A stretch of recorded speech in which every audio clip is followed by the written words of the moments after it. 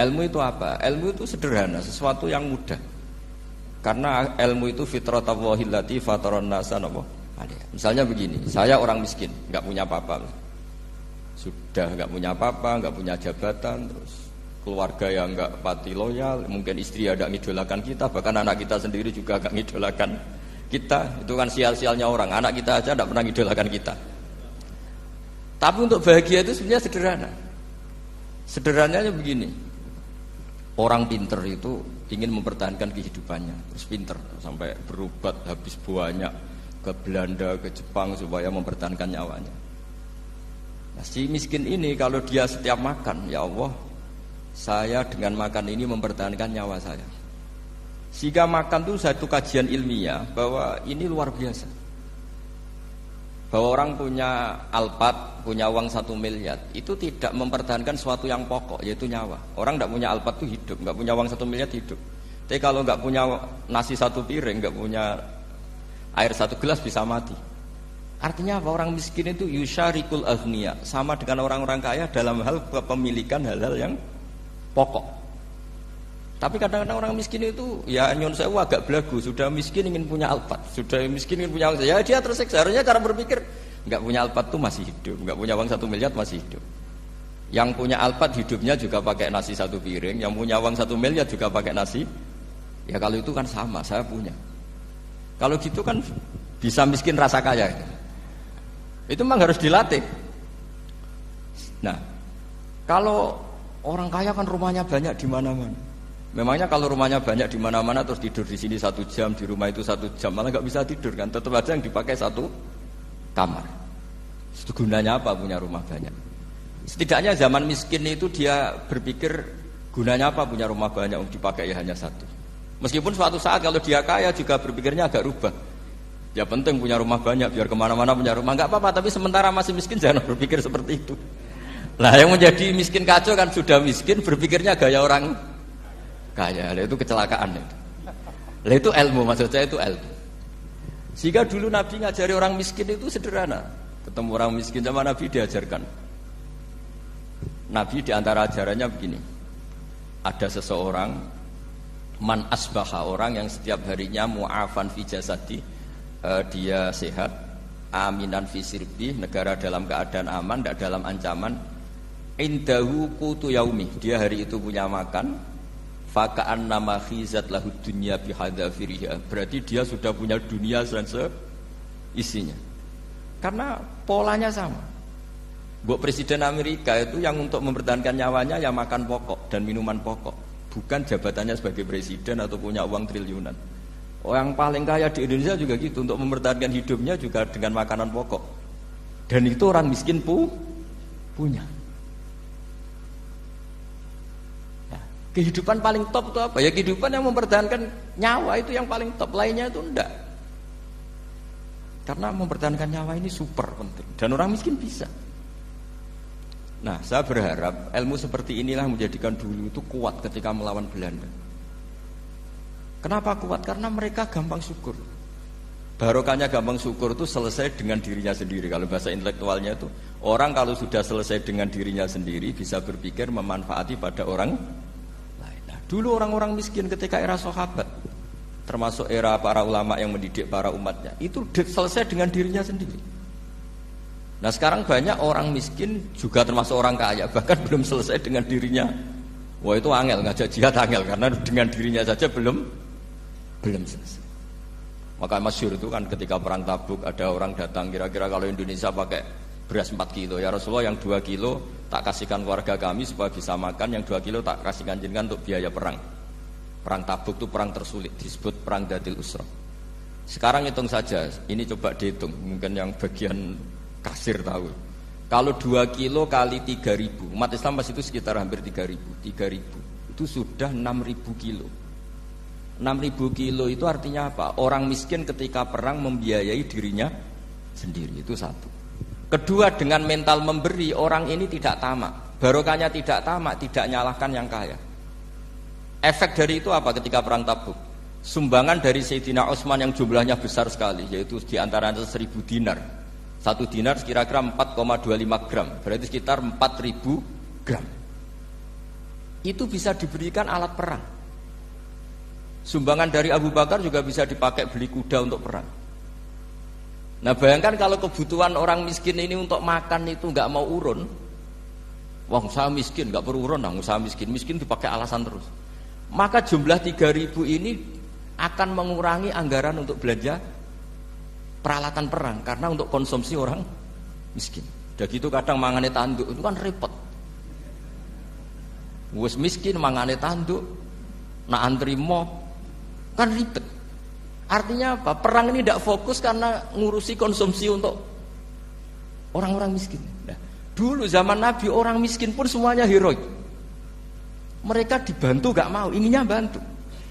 Sampai dicibir sama orang munafik. Apa gunanya sedekah 2 kilo? Wong perang ini perang besar antar negara. Pas itu mau perang melawan Romawi.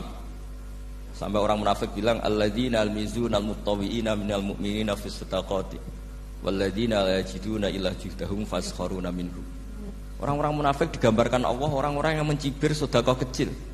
Wong untuk perang besar kok sedekahnya hanya 2 kilo. Tapi yang mahal bukan 2 kilonya.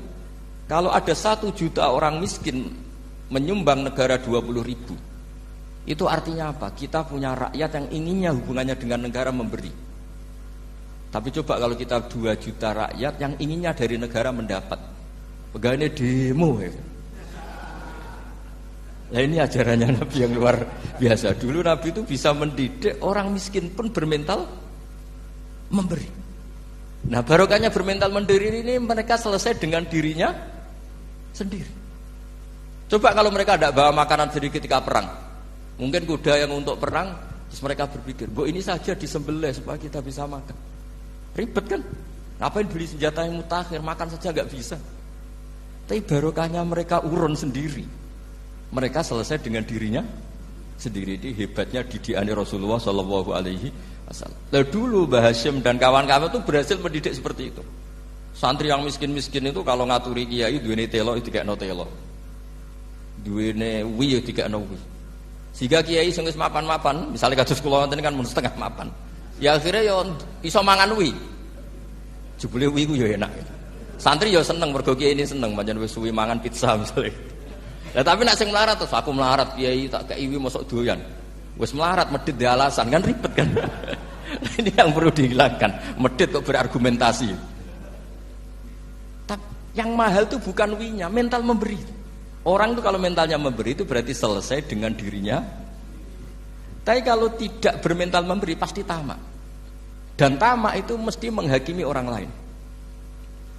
Maka dalam kitab Hikam diterangkan penyakit terberat itu tamak. Kenapa? Karena orang pikir itu tidak ada kata-kata kitab Hikam, bukan kata saya. Yang ada itu tamak. Misalnya gini, saya kenal PLT Bupati Kudus. Tidak pernah saya bilang beliau kikir. Tapi sekali saya pernah mengajukan proposal tidak kesampaian. Wah, beliau medit. Jadi saya menvonis medit itu sebetulnya ya karena punya keinginan tidak kesampaian. Coba kalau tidak, medit orang serap penting. Misalnya anak-anak muda sama orang-orang cantik di Jakarta, pernah nggak kamu bilang itu sombong? Enggak kan? Setelah kamu bilang, Mbak aku ingin kenalan Mbak sampeyan, terus dia agak mau, baru kamu bilang sombong karena keinginan kamu enggak. Nah, bayangkan kalau orang bermental tomak, kayak apa bangsa ini?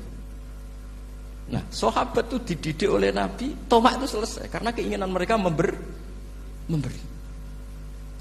Sehingga Indonesia bisa merdeka begini itu barokahnya didikan ulama, semuanya ingin memberi.